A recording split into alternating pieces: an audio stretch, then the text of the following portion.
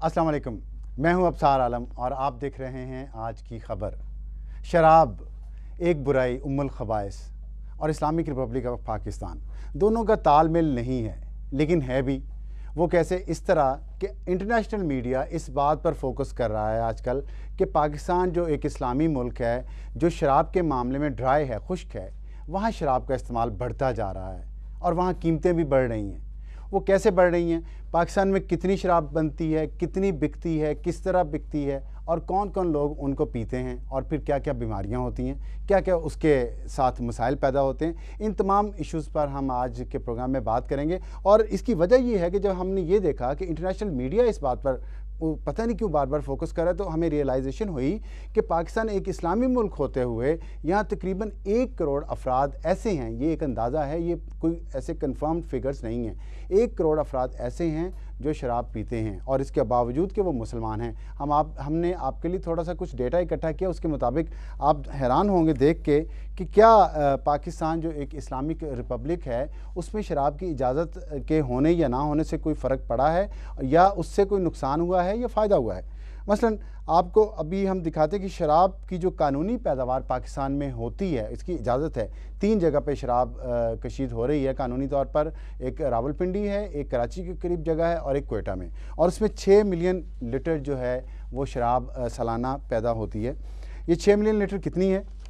अगर आप इस पे तवज्जो करें कि पाकिस्तान में सिर्फ गैर मुस्लिम लोग एक परमिट के ज़रिए शराब ख़रीद सकते हैं और मुसलमानों को शराब ख़रीदने की या पीने की इजाज़त नहीं है, तो उसके मुताबिक ये 6 मिलियन लीटर जो है ये तमाम गैर मुस्लिमों के लिए जो एवरेज फ़ीकस एक साल के अंदर 2.6 लीटर फ़ीकस शराब बनती है। ये कितनी है? ये बड़ा एक दिलचस्प अंदाज़ा आपको बताऊं कि तुर्की जो एक इस्लामी मुल्क है और जिसमें शराब पर कोई पाबंदी नहीं है, वहाँ पे फ़ीकस जो कंजम्पशन है शराब की वो 1.05 लीटर है, यानी पाकिस्तान से तकरीबन आधी कम है। इसकी वजह क्या है कि पाकिस्तान जिसमें शराब पर पाबंदी भी है, वहाँ फ़ीकस शराब की खपत तुर्की से डबल है।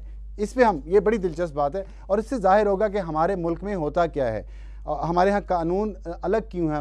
वज़रा के लिए, उमरा के लिए, सरकारी और फ़ौजी अफसरान के लिए, सियासतदानों के लिए। इस इस्लामाबाद में, लाहौर में, कराची में कहा यह जाता है कि अगर आप शराब का ऑर्डर देना चाहें तो शराब पहले पहुँचती है और पिज़्ज़ा देर में आता है। और उसकी वजह यह है कि एक दरमियान का तबका है जो गैर मुस्लिमों के नाम पे परमिट लेके मुसलमानों को शराब मुहैया की जाती है। और डेटा हमने इस पर जो इकट्ठा किया है WHO के मुताबिक, जो पाकिस्तान में जो तकरीबन 93% मुसलमान ऐसे हैं जो शराब बिल्कुल नहीं पीते और जो 93% मुसलमान हैं जिनको शराब पीने की इजाज़त नहीं है और तकरीबन 7.11% जो गैर मुस्लिम हैं उनको शराब की इजाज़त है।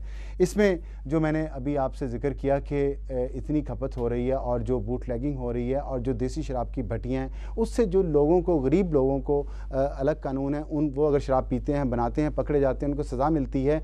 इसके साथ साथ उनको बीमारियाँ लग जाती हैं, जान की बाजी हार जाते हैं, बहुत लोग मर जाते हैं ऐसी शराब पी के। लेकिन दूसरी तरफ पाकिस्तान का जो अमीर तबका है, जो हुक्मरान तबका है, उनको ना सिर्फ पाकिस्तान में अच्छी फैक्ट्रीज़ की बनी शराब दस्तयाब है, बल्कि जो दूसरे ममालिक से स्मगल होकर आ रही है, क्योंकि कानूनी तौर पे तो आ नहीं सकती, कानूनी तौर पे सिर्फ डिप्लोमेट्स मंगवा सकते हैं, बाकी सारी शराब पाकिस्तान में स्मगल होती है। और वो मैंने जैसे बताया इस्लामाबाद, लाहौर और कराची में मुयस्सर है, बड़ी आसानी से मुयस्सर है। बात का आगाज़ करेंगे, मैं अपने मेहमानों का आपसे तारफ़ करवा दूँ। अब्दुल बाकी साहब हैं जो CEO हैं centre for policy and media studies के, और हमारे साथ तशरीफ़ फरमाए हैं डॉक्टर सदाकत अली जो माहिर अमराज़ मनशियात हैं, और लाहौर से हमारे साथ ज्वाइन किया है इब्तिसाम अलाही ज़हीर साहब ने जो मजहबी स्कॉलर हैं। बाकी साहब, बात आपसे शुरू करेंगे। इस्लामी मुल्क और शराब पीने वालों की तादाद बढ़ रही है तुर्की से भी ज़्यादा, क्या वजह है? First of all thank you Absar. मेरा ख्याल है जो आपने अपनी बात के दरमियान बात कही कि इंटरनेशनल मीडिया इस पर बहुत शोर मचा रहा है, शायद ये तज़ाद हमारे अंदर का तज़ाद, इस्लामी मुल्क, शराब ममनून और शराब की बहुत ज़्यादा कंजम्पशन, ये हमारे अंदर का तज़ाद है।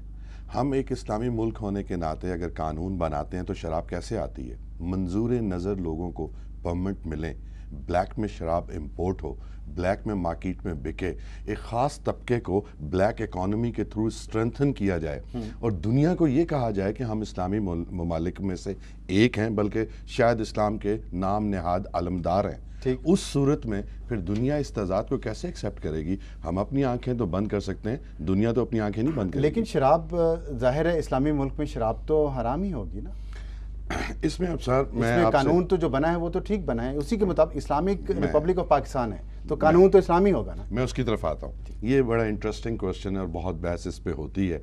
एक बात याद रखिए कि जब हम अपने मज़हब की बात करते हैं तो हमारे पास बेस्ट मैनुअल खुदा की दी हुई किताब अल कुरान मौजूद है। कुरान की तमाम तर तालीमात बेसिकली दो बड़े हिस्सों पे मुहित हैं।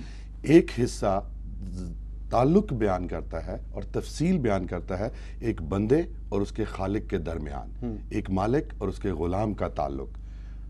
दूसरा हिस्सा माशरत को बयान करता है जिसमें आपके वरासत के कानून, इंसान का इंसान के साथ कानून और ये तमाम मामला डिस्कस किए जाते हैं। शराब के जितने कवानीन हैं ये माशरत से रिलेटेड हैं, इसका मजहब से ऐसा सच ताल्लुक नहीं। ये मैं इसलिए कह रहा हूँ। ये आप बड़ी फलसफियाना गुफ्तगू कर रहे हैं और इब्तिसाम लाई ज़हीर साहब सुन रहे हैं। मैं इंतजार करूंगा कि मौलाना साहब तशरीफ लाएं। आप अपनी बात मुकम्मल करें, मैं उनसे पूछता हूं। मैं ये कहूँगा कि ये दो अलग बड़े हिस्से हैं। तो इस्लामी मुल्क होने के नाते शराब के ऊपर किसी भी कानून का इतलाक होना माशरत से रिलेटेड है। इसलिए कि मेरे रब ने अपनी किताब अल कुरान में दो जगह पर शराब का जिक्र किया। एक सूरह अल बकरा आयत नंबर 218 218। ठीक, मैं उसका तर्जुमा भी पढ़ के सुना देता हूँ। तर्जुमा इसलिए ताकि हमारे नाजरीन उसको समझ सकें। उसमें अल्लाह ताला उसमें फरमाते हैं हज़रत सल्लल्लाहु अलैहि वसल्लम से कि वो आपसे पूछते हैं शराब और जुए के बारे में, आप कह दें कि इन दोनों में बड़ा गुनाह और नुकसान है और लोगों के लिए फ़ायदे भी, लेकिन इनका नुकसान और गुनाह इनके फ़ायदे से बड़ा है। ये तज़किरा किया अल्लाह ताला ने अल कुरान में शराब के मुतालिक सूरतुल अल बकरा में। तो ठीक है, इसमें साफ साफ लिखा है कि ठीक है, मैं आता हूँ, इसी तरफ आता हूँ। दूसरी सूरतुल माइदा, इस सवाल नहीं कि शैतान चाहता है कि वो तुम्हारे दरमियान शराब और जुए से दुश्मनी डाले और तुम्हें रोके अल्लाह की याद से और नमाज से, बस क्या तुम बाज आ जाओगे? ठीक, आपकी बात बिल्कुल ठीक, लेकिन क्या ये दोनों चीज़ें हमारी माशरत से जुड़ी हुई नहीं? दुश्मनी डाले, लड़ाई झगड़े करवाए, ठीक है, और नशे की हालत में आप नमाज के करीब नहीं जा सकते, ये भी अल्लाह ताला का फरमान है। उससे ऊपर जब आप बात करते हैं नुकसान की, आपका मतलब ये है कहने का कि पाबंदी की वजह जो है वो ही है इसके शराब के ज़्यादा इस्तेमाल की? पाबंदी ना पाबंदी की वजह, क्योंकि देखें अगर आप शराब को खोल देंगे तो ये बड़ी इंपॉर्टेंट बात है। कैसे खोल सकते हैं इस्लामिक? देखिए मैं उधर ही आ रहा हूँ। शराब खोलने का कहीं ये मतलब नहीं है कि आप शराब को हलाल करार दे रहे हैं, ये समझने की जरूरत है। ठीक है, आज से पहले 70s की 2.5 में आपकी शराब खुली हुई थी। ठीक है, मैं इस पे बात इब्तिसाम लाई ज़हीर साहब आपकी तरफ आते हैं। इन्होंने कहा शराब खोलने का मतलब ये नहीं कि उसे हलाल करार दिया जाए, लेकिन खोल देनी चाहिए परमिट के जरिए, जैसे इन्होंने अभी कहा है 70s की दिहाई में जैसे होता था। आपके ख्याल में ये मसले का हल है? नहीं,